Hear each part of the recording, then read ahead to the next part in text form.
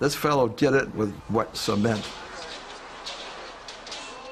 This unfortunate performer, the amazing Joe, made a terrible miscalculation when he too tried to copy Houdini.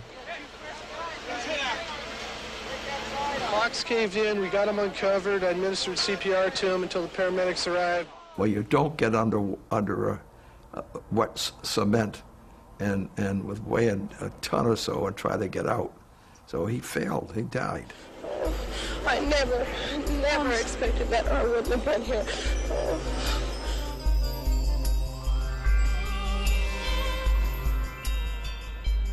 The contemporary performer who most looms large in any discussion of feats of danger allied to magic must be David Blaine.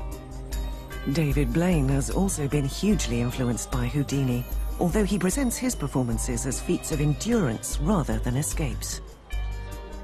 Well, I suppose he started with being buried alive, although of course Houdini wasn't buried alive in full view where everyone could see him. He then did the trapped in a block of ice, maybe.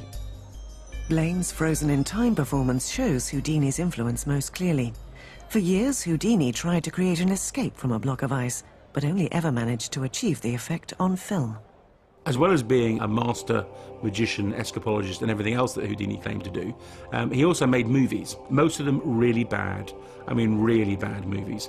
And one of the movies he made was called The Man from Beyond, which was basically a ship carving its way through the Antarctic, comes across a piece of ice, and in the iceberg is buried a man, a caveman, which turns out to be Houdini. The ice melts, and lo and behold, Houdini comes back to life and is able to do all sorts of amazing things, and so on.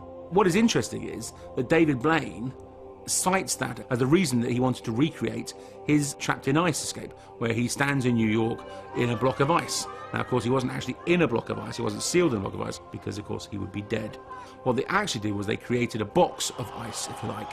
And the reason that Houdini couldn't do it was effectively they didn't have the capability of doing it. They didn't have the technology to do that kind of thing in those days. David Blaine did it, very impressive, and went on to do even more dangerous things.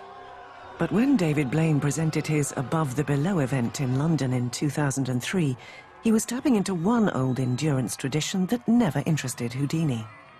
He's so far attracted a mixture of fascination, derision, and some outright hostility. But why are so many people so interested in the spectacle of the man in the plastic box? There have been starving man attractions in fairgrounds going back many years. Here's a man who's going not only thin on top, but thin as a wafer all round. In fact, Wafer's his name, Jack Wafer to be exact. He's been fasting for 76 days. Cigarettes and soda water, that's all he's allowed as he tots up the days in his little glass room. As the weeks mount up, so do the empties. He only moves when they sweep him out. David Blaine comes to London, where he says he's going to stand in a box and not eat anything, be cut off from the world. He doesn't want to be classified any longer as just a magician. He wants to be more than that. It's not a magic trick anymore. It's become an act of will, a sort of the old-fashioned shaman, or the sort of the guru, that kind of thing. It's almost like a mystical power. I think there's no doubt about the notion that he's perfectly aware that he's touching on certain kinds of religious imagery. When your body really depletes everything, when you rip through all your fat stores and muscle tissue that you need, you begin to get hungry again. The hunger comes back, and it's your body's way of warning you that you're in danger. People are fascinated by the limits of physical endurance. Human body. Just want to see how far that you can push it. I believe that he's doing what he says that he's doing. Hanging in the glass boxes is David Blaine, but there he is, Blaine on the crane. If you make yourself famous doing magic tricks, and then you go ahead and do something, and people don't understand how it's done, they're going to naturally assume it's a magic trick. As a magician, there are things which say to me, is there more to this than just the outward appearance of what David Blaine is claiming to do? How did you do that? Turn it. Oh my God. Endurance stunts are like professional wrestling. They've got certain tricks that go along with them. One of the news companies said to me, they said, what do you think? What do you think the solution is? And I made a joke. I said, well, perhaps the glass is made of sugar glass, and he's licking it. And the next day, it was in the paper. When we get to 30 days, at that point, I think everybody won't debate. They won't be skeptical anymore. There's too many skeptics out there that don't appreciate what he's doing for, you know, in the art world, not alone in the magic world. But there is one deadly trick that has never been attempted by Blaine or Houdini. A trick so dangerous that Houdini was begged not to do it. The one truly dangerous feat in magic which Houdini never performed was the bullet catching. Recent research proved that so far 8 people have been killed performing the effect. 2 people have been killed who've been in attendance upon it, assistants on stage, and another 11 people have been injured.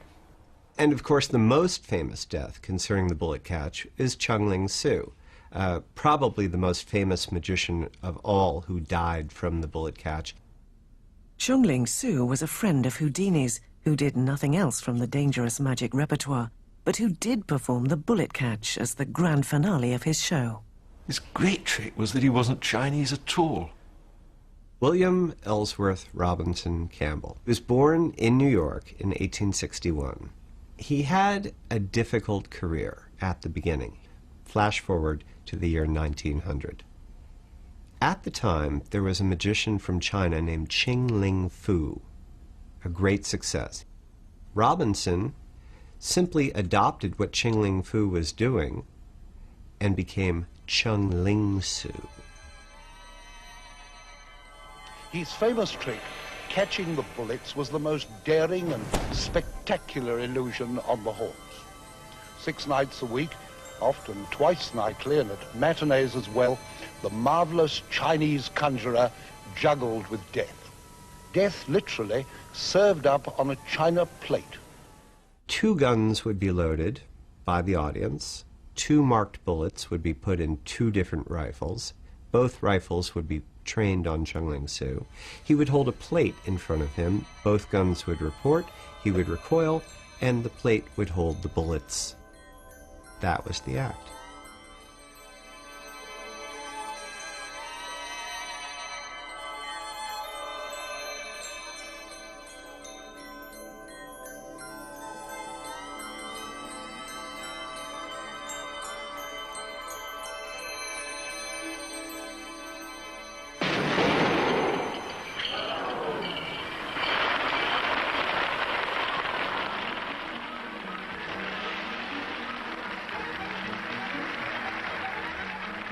Chung-Ling Soo looked after those 2 guns himself. He wouldn't let anybody else handle them. He kept them in his dressing room, he prepared them, and only released them on stage to his Japanese stage manager.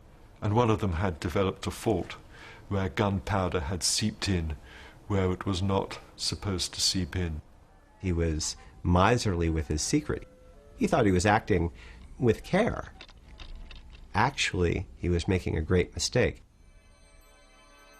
On that tragic night, March the 23rd, in 1918, at the Wood Green Empire, he stood before the 2 marksmen.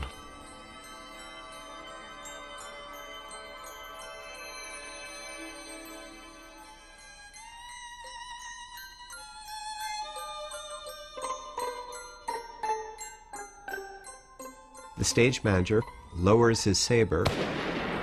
The guns fire. Robinson staggers back. One of the bullets penetrated 2 ribs, a lung, and his heart. Jack Grossman was one of the 2 men in the firing squad on that fateful night. Quite a lot of people went out of the theatre really didn't know what had happened. They didn't realize he'd been shot and killed. They thought it was the end of the performance and quite a queer way of ending it. Months afterward, the guns had been examined by a gunsmith. They brought in a death